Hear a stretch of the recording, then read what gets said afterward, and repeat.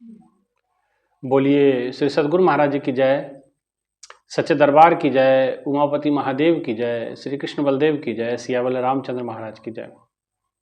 प्रिय भगवत प्रेमियों, हमेशा की तरह आज फिर आप लोगों के लिए सत्संग विचारों को लेकर के उपस्थित हुए हैं।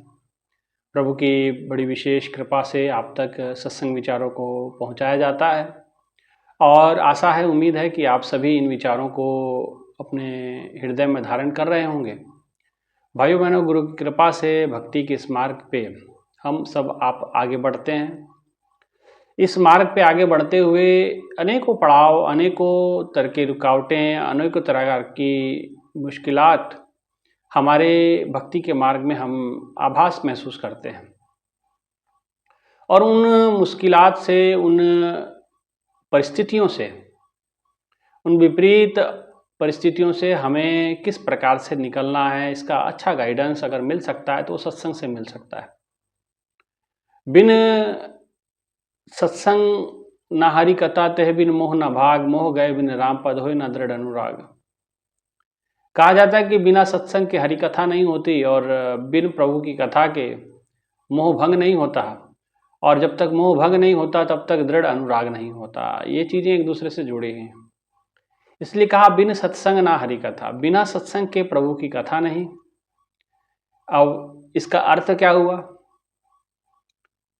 कि एक व्यक्ति है, कथा कर रहा है, कथा कह रहा है। बहुत आज समाज में बड़े कथावाचक प्रचलन में है, बहुत कथाएं करते हैं, सुमधुर, सुंदर, संगीतमय, सुंदर प्रस्तुतिकरण, बड़ा सा मंच,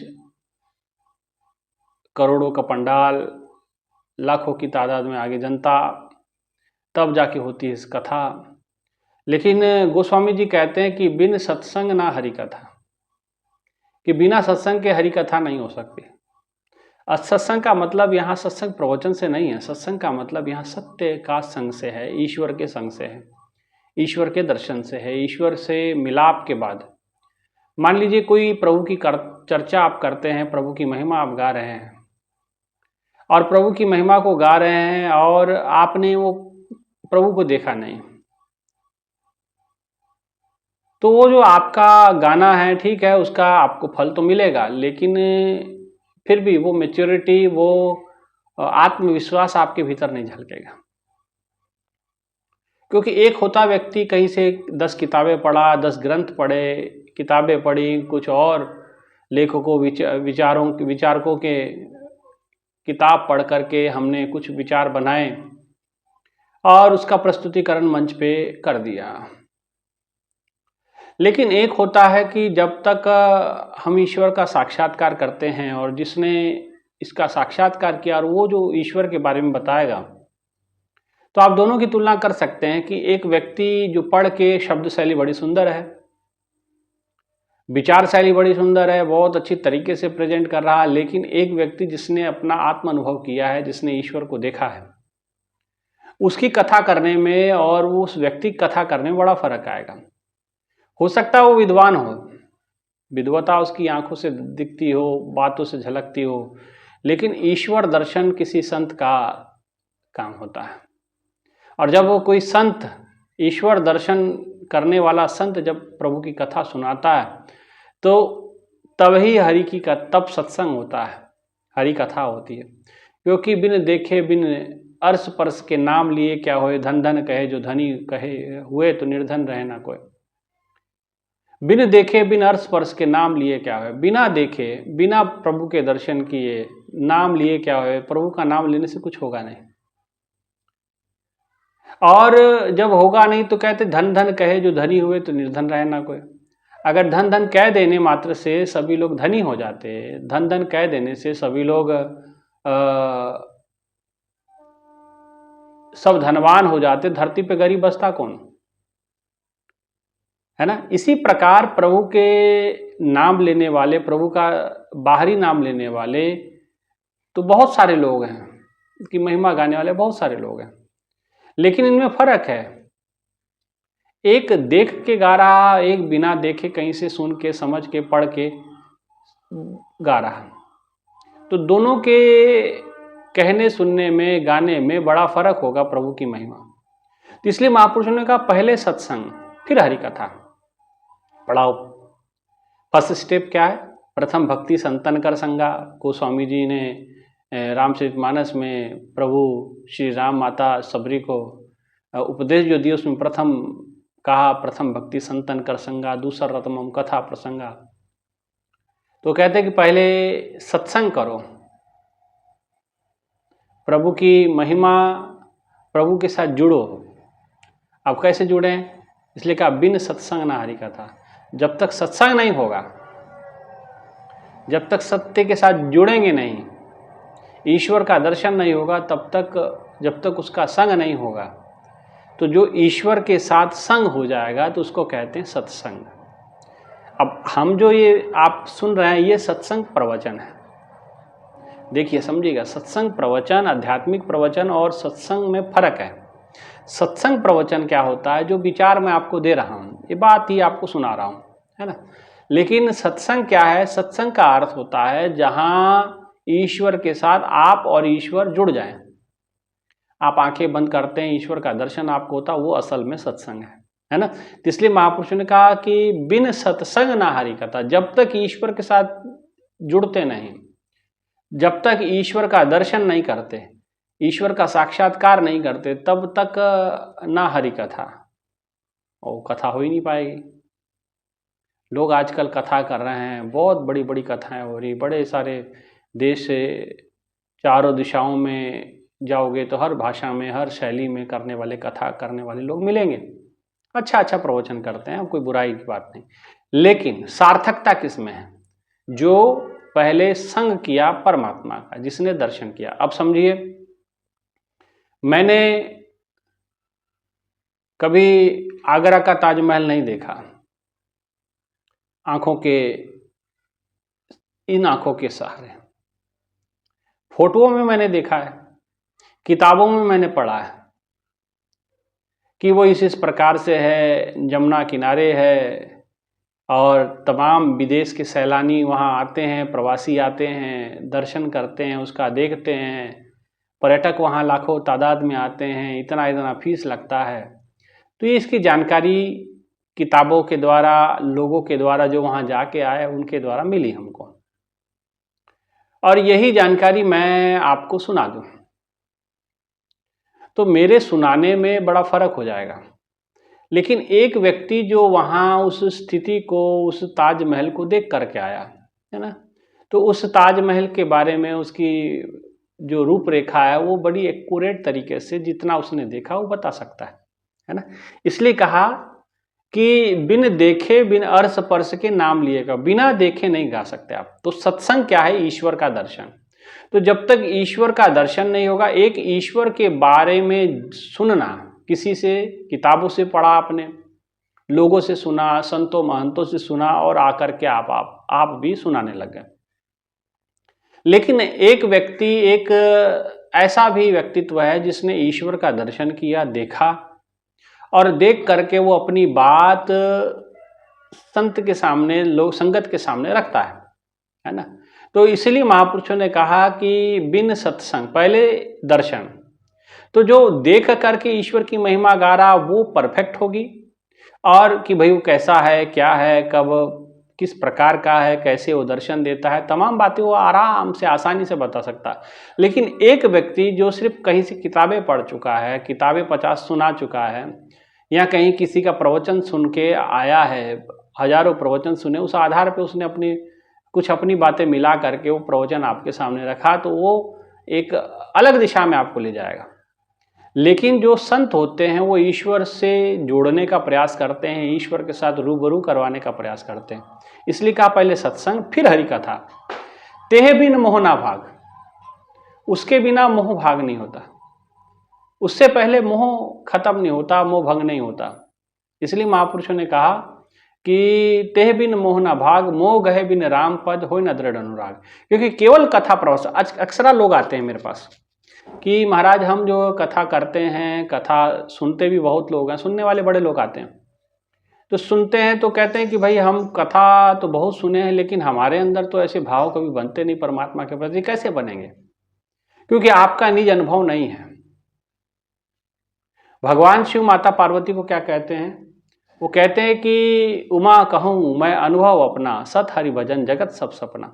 मैं अपना निज अनुभव तुमको बता रहा हूँ। अनुभव का अर्थ होता है कि मेरा जीवन का जो तजुर्बा है और अपना अनुभव रियलाइजेशन आपके सामने प्रैक्टिकल बता रहा हूँ। तो जब तक आपका स्वयं का रियलाइजेशन नहीं है, स्वयं का दर्शन नहीं है, स्वयं की प्राप्ति नहीं है, इसलिए अब हमें चाहिए कि सबसे पहले लोग कहते हैं कि भाई हमारे भीतर परिवर्तन नहीं आता, तो परिवर्तन केवल वचनों से नहीं आ सकता, प्रवचनों से नहीं आता, और उस प्रवचनों से तो खास करके नहीं आता जिसका खुद का रियलाइजेशन ना हो, है ना, खुद का दर्शन ना हो, खुद की अनुभूति ना हो। तो लेकिन जिसका दर्शन आपने किया है, जिसका दर्शन जो है कथावाचक ने किया है और उस कथा उस ईश्वर के बारे में विस्तार से बता रहे, तो उसकी बातों में गहराई होगी, शब्दों में एक तरंग होगी जो आपके हृदय को छू जाएगी। ऐसी तरंग होगी जो आपके जीवन को अद्भुत परिवर्तित कर देगी। ऐसी तरंग होगी जो आपके जीवन को परिवर्तित कर एक सुंदर दिशा भी प्रदान करेगी, एक सुंदर दशा भी प्रदान करेगी, और चिर शांति भी आपको स्थापित आपके हृदय में हो जाएगी, है ना। तो ऐसा जब तक अनुभव होता नहीं, तब तक आपका जो किया हुआ है, ठीक है, उसका पुण्य अपना अपनी जगह है, लेकिन जो लोग अक्सर मेरे पास मैं जो बात कह रहा था कि लोग आते हैं और कहते हैं कि भाई हम इतने प्रवचन सुनते हैं, लेकिन हमारे जीवन में तो कभी कोई वैराग वाली बात नहीं आई, हमारे जीवन में तो कोई प्रेम वाली बात नहीं आई कि प्रभु के प्रति ना हमारे अंदर तड़प पैदा हुई, ना कुछ। हाँ, सुनते हैं, थोड़ा सा जानकारी मिल गई है कि भाई ये प्रवचन ऐसा, ये कहानी ऐसी, वो कहानी ऐसी, तो कहानियों से संग हुआ आपका, सत्य के साथ संग नहीं हुआ। जिस दिन सत्य के साथ संग हो जाएगा तो आपकी सारी दुविधा दूर हो जाएगी। तो अब निर्णय आपको करना है। आज जो लोग कहते हैं कि हमारा तो मुंह नहीं जाता, अक्सर जो कई बहनों का मेरे पास मैसेज आता है कि भाई हमारा मुंह क्यों नहीं भंग होता। स्वामी जी आप इतनी अच्छी अच्छी बातें बताते हैं, ऐसी सुंदर सुंदर बातें बताते हैं, दिल खुश हो जाता है, लेकिन हमारे भीतर परिवर्तन क्यों नहीं आता। हम ढाक के तीन पात क्यों? क्योंकि सत्संग नहीं है। सत्संग प्रवचन तो है, लेकिन सत्य का संग, खुद का रियलाइजेशन नहीं है, खुद की अनुभूति नहीं है, खुद की अनुभूति नहीं है। तो जब तक खुद की अनुभूति नहीं है, जब तक खुद का आत्मबल नहीं है, खुद का दर्शन नहीं है, बिन दर्शन बिन अर्श स्पर्श के नाम लिए क्या हुए, बिना आपका, जब तक आपका स्वयं का अनुभव नहीं, तब तक आप कुछ कर नहीं पाएंगे। आपके अंदर ना अवस्था आएगी ना व्यवस्था आएगी। इसलिए बिन सत्संग ना हरि कथा, तेह बिन मोह ना भाग। उसके बिना मोह आपका जाएगा नहीं। क्यों नहीं जाएगा बता दिया गोस्वामी जी ने, क्योंकि सत्संग बिना हरि कथा नहीं, और हरि की कथा के बिना मोह भंग नहीं होता। मोह कथा जो होती है वो सारे प्रकार के विकारों को उड़ा देती है। हरि कथा जो होती है, प्रभु की महिमा जो होती है, तमाम प्रकार के मोह को नाश करती है ना। महापुरुषों ने क्या कहा कि जब प्रभु की कथा होगी तो प्रभु की कथा का उससे क्या होगा, उससे ये होगा कि जो आपके जन्मों जन्मों की जो मैल आपके मन पे चढ़ी है, आत्मा पे चढ़ी है, वो सारी मैल नाश होती है, खत्म होती है। एक और गोस्वामी जी कहते हैं कि प्रभु की कथा कुछ सुंदर कर तारी, एक अच्छा उदाहरण आ गया मेरे सामने। गोस्वामी जी कहते हैं कि प्रभु की कथा कैसी सुंदर कर तारी, एक सुंदर ताली के समान है। ताली क्यों बजाई जाती है ना। कहते सुंदर कर तारी मोह उड़ावन हारी। जैसे किसान, आपने पुराने समय में देखा होगा, किसान जो है खेतों में जब बीज डालता था तो उस पर आ करके चिड़िया या पक्षी वो आके बीज उठा के ले जाते थे। आजकल तो सीड ड्रिल आ गया है, सीधा जमीन के अंदर आधा फुट गाड़ देती हो। पुराने ज़माने में ऐसी व्यवस्था नहीं थी, सीधा हाथ से छींटा जाता था बीज। तो बीज जिस समय खेतों में छींटा जाता था, तो खेत में छींटने के बाद अब सारे पक्षी उड़ देख के भाई चारा तो आ गया, भाई दाने तो आ गए, वो आ करके सब चुग कर ले जाते थे। तो चुग के ले जाएंगे तो एक दिन भी अगर छोड़ दिया जाए, अगर सुहागा ना फेरा जाए, ऊपर से कोई इस प्रकार के सुहागा जैसा कार्यक्रम ना लगाया जाए, तो फिर क्या होता था, वो सारे पक्षी आकर के वो दाना चुग के चले जाते थे। वो फसल होगी नहीं, चाहे बीज जितना मर्जी डालोगे, बीज तो खा गए, धरती पे तो रोपित हुआ ही नहीं। आजकल सीड ड्रिल चला, सीधा आधा फुट अंदर घुसा देती। तो पुराने जमाने में किसान क्या करता था कि जिस समय दाना खेत में डालता था, बीज जिस समय डालता था, तो हाथ से उड़ाता भी था, ताली बजाता था, या कोई थाली बजाता था, कोई किसी प्रकार के बजाने का व्यवस्था वो करता था, ताकि वो पक्षियों को दूर रख सके, ताकि एक दो दिन जमीन के अंदर समा जाए और अंकुरित हो सके। तो गोस्वामी जी कहते हैं कि प्रभु की कथा कैसी कथा है? प्रभु की कथा क्या है कि वो मोह के रूपी पक्षी जो है उसको भगाने वाली है, उड़ाने वाली है। जैसे सुंदर करताली, ये सुंदर ताली है जो हमारे मोह को खत्म करती है। कुल मिला के बात इतनी। तो वही बात गोस्वामी जी इस चौपाई में भी कहते हैं, बिन सत्संग ना हरि कथा। बिना प्रभु के दर्शन, सत्संग माने प्रभु के दर्शन, और फिर अब जब दर्शन हो गया तो फिर उसकी कथा भी कह सकते हैं। और ऐसी कथा जो दर्शनों के बाद आपके मन में उपजी, समझे बात को? कथा कौन सी उपजी आपके मन में? ऐसा नहीं कि आप प्रवचन सुन के आए तो वो कहानियां आपने रटी हुई हैं। सुनो बात, और वो कहानियां आप पे असर नहीं करती। सदियों से जानी जानी रे राजा राम की कहानी, अंतर्ज्योत राम प्रगासा गुरुमुख बिरले जानी। तो राम की कहानी आप सदियों से सुने आ रहे हैं, माता पिता के द्वारा, दादा दादी के द्वारा, और भी बड़े बुजुर्गों के द्वारा, साधु संतों के द्वारा। तो ये कहानियां आपने जानी। तो कहानियों से कभी भी किसी के भीतर का मोह भंग नहीं होता। प्रेरणा मिल सकती है किसी का कहानियों के माध्यम से। तो आज आपके लिए राम जी क्या है? राम जी कहानी है। कृष्ण जी की कथा आती, कृष्ण जी की कहानी याद कर ली आपने। आज के कथावाचक भी ऐसे हैं, वो कथा कहानियां याद करके रखते हैं, और कुछ कहानियां तो लोग अपने पास से बना लेते हैं, होता ही ऐसा। तो अनेकों प्रकार की कथाएं, दंत कथाएं, कुछ बनाई हुई कथाएं अपनी प्रचलन में है। अब आप सत्यनारायण की कथा अपने घरों में करवाते हैं। सत्यनारायण की कथा क्या है? वो अलावती ने कलावती को बताया, कलावती ने फिर किसी और महिला को बताया, किसी ने बनियों को बताया, आगे किसी और ने बताया। तो वो कथा बीच में पता ही नहीं किसी को क्या है। वो यही पता कि इसने उसको बताया, उसने उसको बताया, उसने उसको बताया। कथा क्या थी? कथा तो उसके बारे में पता ही नहीं। तो भगवान की कथा क्या है? वो दर्शन, सत्संग, प्रभु का दर्शन। और फिर जब दर्शन होगा तो आप उसके बारे में बता सकते हैं। जैसे मैंने कहा कि ताजमहल मैंने देखा नहीं, लेकिन मैंने कहीं से सुन लिया, कहीं से पढ़ लिया, किसी ने मेरे को विस्तार में बता दिया, तो मैंने आपको सुना दी, तो उसका असर नहीं पड़ेगा। लेकिन एक मैं दर्शन करके आया हूँ, देख करके आया हूँ ताजमहल, और मैं उसके बारे में एक्यूरेट तरीके से उसके हर एंगल जो जो मैंने देखे हैं वो मैं बता सकता हूँ। तो उसी प्रकार से जब तक ईश्वर का दर्शन, हरि का दर्शन नहीं, तो हरि के बारे में कैसे बताओगे? आज समस्या ये है। और बिना हरि के देखे, बिन हरि को जाने क्या होता है? जो हरि कथा तेह भी न मोह ना भाग। तो ऐसी कथा आपका मोह भंग नहीं कर सकती। लेकिन जो सत्संग प्राप्त हुआ, माने ईश्वर का दर्शन प्राप्त हुआ, और उसके भीतर से आपको जो ज्ञान उपजा, आप नहीं, ईश्वर ऐसे हैं, प्रकाश हैं, इस प्रकार से हैं, तो ये जो आप जो बात कहेंगे लोगों को, ये उनको प्रभावित करेगी। इससे मोह भंग होगा, ना कि कहानियों से, ना कि कथाओं से, ना कि तमाम प्रकार की दंत कथाओं से। इसलिए कहा बिना सत्संग ना हरि कथा। बिना सत्संग के प्रभु की कथा नहीं, माने दर्शन के बिना कथा नहीं। और कथा जब हो गई, माने दर्शन के बाद आपने उसकी महिमा गाई, उस महिमा से क्या होगा? मोह भंग होगा। लोग कहते हैं ना, जो मैं बात कह रहा था, लोग आके मेरे से पूछते हैं कि भाई प्रभु की कथा तो हम इतनी सुनते, लेकिन हमारे में तो 1 रुपये का बैराग नहीं है, 1 पैसे का बैराग नहीं है, ना कभी प्रेम आया, ना कभी आंखों से आंसू ही आए प्रभु के प्रति, है ना। वो इसीलिए आए क्योंकि सिर्फ आपने कथा सुनी, कहानियाँ सुनी और कहानियाँ समझी, लेकिन आपने सत्य को नहीं समझा, सत्य को नहीं जाना। इस वजह से आप खाली के खाली हैं। जैसे पत्थर नदी के अंदर पड़ा रहता है, और जिस समय नदी सूखती है, उस सूखा पत्थर बाहर निकल आता है, तो जब तक है तब तक गीला। तो उसी प्रकार से लोग कहते हैं ना, एक और चौपाई गोस्वामी जी कहा, कहते कि जैसे पानी और तेल का कोई मिलाप नहीं होता। जाने बिन ना होय प्रतीति, बिन प्रतीति न होय प्रीति, बिन प्रीति नहीं भक्ति दृढ़ाई, जो खगपति जल की चिकनाई। कि जैसे पानी और तेल का कोई मिलाप नहीं है। जाने बिन ना होय प्रतीति, बिन प्रतीति न होय प्रीति। जब तक देखेंगे नहीं, प्रत्यक्ष नहीं करेंगे, तो प्रतीति यानी प्रत्यक्ष नहीं होगा। देखेंगे नहीं तो प्रत्यक्ष हो गया, और जब प्रत्यक्ष हो गया तो प्रेम भी हो जाएगा,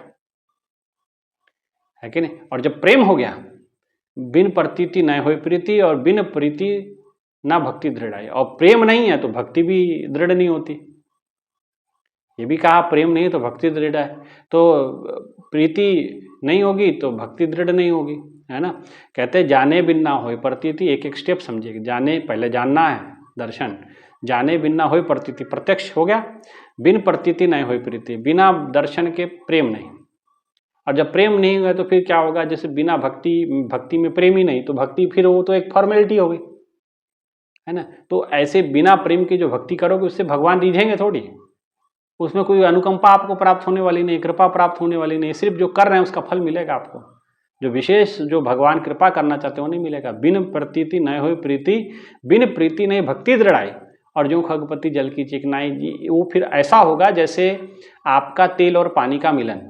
पानी और तेल का जब तक हिलाया जाता है तब तक मिला लो एक बर्तन में, उसको हिलाओ रस लकड़ी से, तो ऐसा लगेगा दोनों एक हो गए। लेकिन जब हिलाना छोड़ दोगे तो पानी अलग तेल अलग, है कि नहीं। इसीलिए भाइयों बहनों हमें चाहिए, मैं जो बात शुरू की थी, बिन कि पहले दर्शन, फिर हरि कथा, प्रभु की कथा, और फिर तेह बिन मोहना भाग, और मोह गए बिन होए ना दृढ़ अनुराग। फिर जब आपका मोह भंग हो जाता है सत्संग के माध्यम से, प्रभु की महिमा के माध्यम से, और खूब सत्संग कथा सुनते हैं आप। कौन सी कथा? जो आपने दर्शन के द्वारा प्राप्त की। तो कहते हैं कि उस व्यक्ति के द्वारा जिसने दर्शन किया और उसने आपको सुनाया, तो उसकी बातों में जो तरंग होती है वो आपके हृदय को छू जाती है, और आपकी आंखों से निर्मल अश्रु जल धारा बह प्रवाहित हो जाती है। वो आपके समस्त पापों को नाश कर देती है, आपके भीतर वैराग उत्पन्न होता है, आप ईश्वर के और समीप हो जाते हैं, आपका मोह भंग होता है, और चरणों में प्रभु के दृढ़ अनुराग माने प्रेम हो जाता है, और वो प्रेम ही प्रभु को प्यारा होता है। भाइयों बहनों, ये स्टेप है, पहले जान लीजिए। फिर बिन सत्संग ना हरि कथा, तेह बिन मोह ना भाग, और मोह गए बिन राम पद होए ना दृढ़ अनुराग। ठीक है ना। इसी भाव के साथ कि आपके अंदर भी प्रेम प्रकट हो, प्रभु के चरणों में दृढ़ अनुराग हो, और ईश्वर की तरफ आप बढ़ें। इसी अभिलाषा के साथ अपने विचारों को यहीं विराम देता हूँ, और सबसे आग्रह कि सत्संग पूरा सुने, और जरूर चैनल को सब्सक्राइब करें। धन्यवाद। बोलिए श्री सद्गुरु महाराज जी की जय, सच्चे दरबार की जय, उमापति महादेव की जय। धन्यवाद।